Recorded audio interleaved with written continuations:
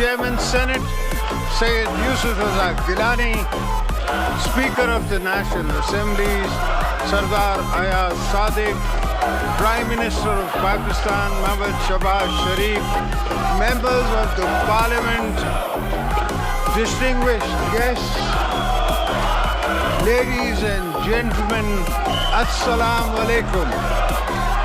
As we embark upon the first parliamentary year, let me extend my heartfelt congratulations to all honourable members of the Parliament on the election to this august House. I would also like to compliment the Prime Minister and both federal and provincial governments on the election victories and assumption of their responsibilities.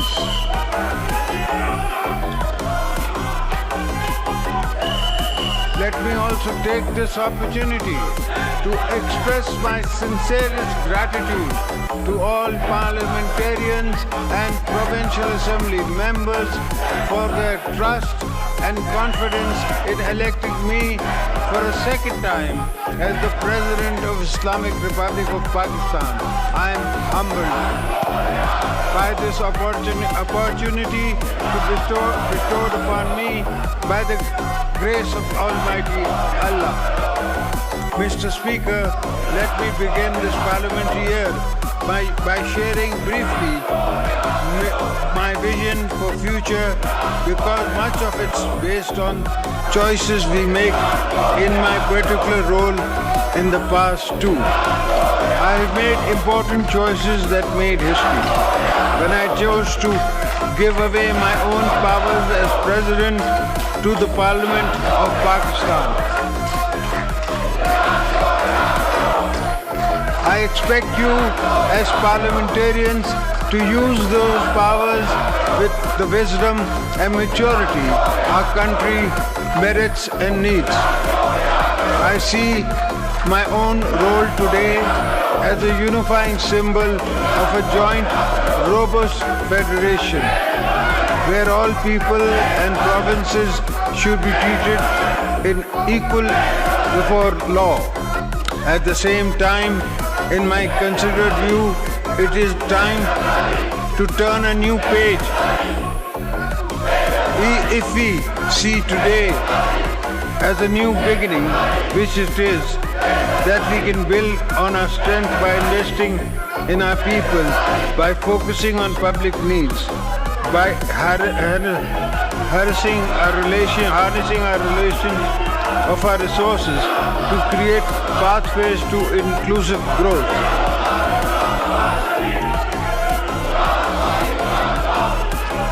I also feel that we have little time to waste. The country needs us to move on from the polarization so common now to contemporary politics. This joint house must play a leading role in rebuilding public confidence in the parliamentary process and establish a foundation for the uninterrupted sustainable development of our nation. Let us not confuse constructive disagreement and healthy noises of a growing democracy with the pursuit of zero-sum thinking. The country needs us to take pause and reflect on what we prioritize in our goals, our narratives and our agendas. I believe we can resist the political atmosphere to reflect more light than heat if we really want to. But it will need all of us to step back and decide what matters the most. I mean all of us. At the end of the day, it is up to all of us to turn challenges into opportunities, because that is what robust nations do. I have always drawn inspirations, guidance from great leaders such as Quaid-e-Azam Muhammad Ali Jinnah, Shaheed Zulfikar Ali Bhutto, Shaheed Mohtarama Benazir Bhutto, who spend their lives being advocates democracy, tolerance and social justice.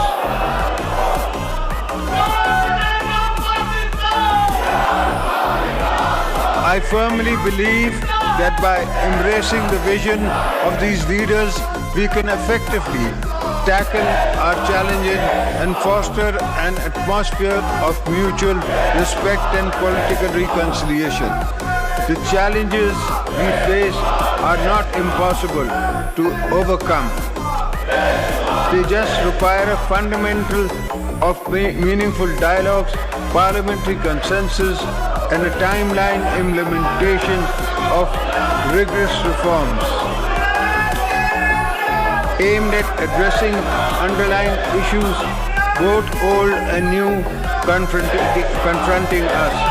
I strongly believe that in order to align our country with the 21st century, it is imperative that we move forward on reforms to promote good governance for the provision of optimal social entitlement to our citizens.